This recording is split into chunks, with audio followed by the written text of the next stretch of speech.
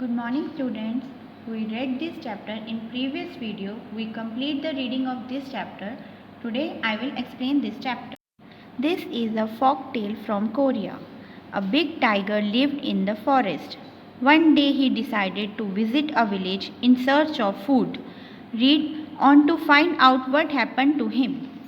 यह एक कोरिया में सुनाई जाने वाली एक लोक कहानी है। एक जंगल में एक बड़ा बाघ रहता था। एक दिन उसने भोजन की तलाश में गांव में जाने का निश्चय किया। आओ हम सब पढ़ते हैं कि उसके साथ आगे क्या हुआ। Section 1। Once upon a time there was a tiger. He lived in the faraway forest of Korea. One day the tiger was prowling the forest. He was hungry and looking for food and would have loved a nice juicy deer. But the tiger found no prey in the forest that day. So he wandered into the village at the edge of the forest.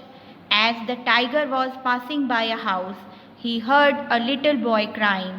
The boy sounded very upset about something. एक बार की बात है, एक बाघ था। वह Korea के दूर पड़े जंगल में रहता था। एक दिन बाघ जंगल में भोजन की तलाश में वहाँ से चुपचाप गुजर रहा था। वह भूखा था और भोजन ढूंढ रहा था और सोच रहा था कि अगर उसे एक मांस से भरा एक हिरन मिल जाए तो मज़ा आ जाए। पर बाघ को उस दिन कोई खाना ना मिला। वह जंगल के किनारे घूमता घूमता वहाँ के एक गांव में पहुँच गया। जैसे ही बाघ वहाँ एक घर के बाहर से गुजर रहा था तो उसने एक बच्चे की रोने की आवाज़ सुनी। उस बच्चे की आवाज़ बहुत परेशान जैसी थी। The tiger thought he had finally found food. He slipped in through the gate. He padded into the courtyard quietly and crouched outside the window. There he sat silently on his haunches. Then, as he was about to spring, he heard the boy's grandmother talking to him. She said, "Hush, don't cry so loudly. The nasty striped tiger will come and get you." This surprised the tiger. He thought he had crept in very quietly. Surely no one could have heard him. But it seemed that the boy's grandmother had. बाघ ने सोचा कि वह अब अपना खाना पक्का ढूंढ लेगा। वह दरवाजे से अंदर गया और वहीं से चुपचाप दबे पांव बरामदे में गया और झुककर खिड़की के बाहर बैठ गया। वह वहां अपने शरीर के नीचे के हिस्से के सहारे बैठ गया। जैसे ही वह लड़के के शिकार के लिए उठने लगा, उसने सुना कि लड़के की दादी उससे बात कर रही थी। चुप हो जाओ, इतनी जोर से मत रो, वरना एक गंदा काली लाइनों वाला बाघ आ जाएगा और तुम्हें खा जाएगा। यह बात सुनकर बाघ हैरान रह गया। बाघ ने सोचा, वे रेंगते हुए चुपचाप आया था। पक्का किसी ने भी उसके आने की आवाज़ नहीं सुनी होगी। पर ऐसा लग रहा था कि लड़के की दादी को मेरे आने का पता लग गया होगा। The little boy, however, paid no attention to his grandmother. He continued to wail loudly. The grandmother then said, "Now, little one, do stop crying. See, I have a dried persimmon here." लड़का अपनी दादी की बात पर कोई ध्यान नहीं दिया। वह लगातार जोर जोर से रोता रहा। तभी दादी माँ ने कहा, "सुनो छोटे बच्चे, चुप कर जाओ। देखो, मैंने तुम्हारे लिए एक सूखा मीठा फल रखा है." The child stopped crying at once. The tiger was so astonished that he stopped mid-spring.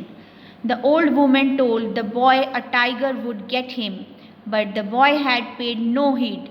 Yet a dried persimmon stopped his crying at once.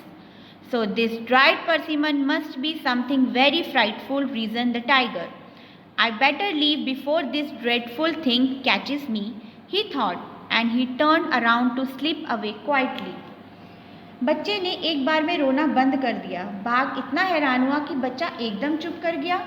जबकि बूढ़ी औरत ने लड़के को कहा कि बाघ आ जाएगा, तब भी लड़के ने उसकी बात पर कोई ध्यान ना दिया और रोता रहा। वहीं एक सूखे मीठे फल की चाहत ने उसे चुप करवा दिया। बाघ ने सोचा कि सूखा मीठा फल पक्का कोई बहुत ही अद्भुत खाना होगा। अच्छा है कि मैं यहाँ से चला जाऊँ, इससे पहले कि मुझे कोई पकड़ ले। और वह वहाँ से चुपचाप चला गया। Section 2. That very moment a thief broke into the house. His plan was to steal the cow in the yard. It was a dark night. The thief couldn't see clearly. He just saw the shape of an animal and thought it was the cow. He firmly grabbed the tail and pulled it hard. He did not realize that it was the tiger's tail. The tiger was already worried about the dried persimmon. Now he was sure that this first creature had caught hold of his tail. The tiger was so scared that he jumped over the gate and started running towards the forest at full speed, trying to escape the persimmon. Section 2। उसी क्षण वहाँ एक चोर घर में घुस गया। उसकी योजना बरामदे में पड़ी गाय को चुराने की थी। यह बहुत अंधेरी रात थी। चोर को सही से दिखाई नहीं दे रहा था, बस उसे एक जानवर की आकृति दिखी और सोचा कि यह एक गाय है। उसने धीरे से उसकी पूंछ को पकड़ लिया और ज़ोर से खींचा। चोर को यह नहीं पता था कि वह एक बाघ की पूंछ है। बाघ सूखे मीठे फल के बारे में सोच रहा था। बाघ ने सोचा यह खूंखार जीव उसकी पूंछ को पकड़े रखेगा। बाघ बहुत ही डर गया था। तभी उसने दरवाजे के ऊपर छलांग लगाई और जंगल की तरफ बहुत ही तेज़ी से भागना शुरू किया, क्योंकि वह फल को बचाने की कोशिश कर रहा। The thief too was terrified. He now knew that he had caught hold of a tiger, not a cow, but he was too scared to let go. He thought the tiger would turn around and eat him. So he held on in terror as the tiger shrieked across the countryside. Finally, the thief could hang on no longer, let go of the tiger's tail, and fell by the wayside. चोर तो बहुत डर गया था। चोर को अब पता चला कि उसने गाय को नहीं, एक बाघ की पूंछ को पकड़े रखा है। वह बहुत ही डर गया और वहाँ से जाने लगा। तभी उसने सोचा कि बाघ उसके पीछे पड़ेगा और उसे खा जाएगा। जब उसने देखा कि बाघ जोर से वहीं से भाग गया तो उसका डर कम हुआ। अंत में चोर ने सोचा कि वह अब चोरी नहीं कर सकता, जाने दो बाघ की पूंछ को, और चोर भी वहाँ से भाग गया। Still, the tiger did not stop running. He did not look back to see what it was that had held him by the tail. He ran and ran till he was very, very far away from the village. Finally, when he was sure that the first persimmon could no longer get him, he stopped. तभी बाघ ने भागना नहीं छोड़ा। उसने पीछे मुड़कर यह भी नहीं देखा कि उसकी पूंछ किसने पकड़ी थी। वह दौड़ता रहा और गांव से बहुत दूर निकल आया। अंत में अब बाघ को पता लगा कि वह फल उसे कभी नहीं मिलेगा।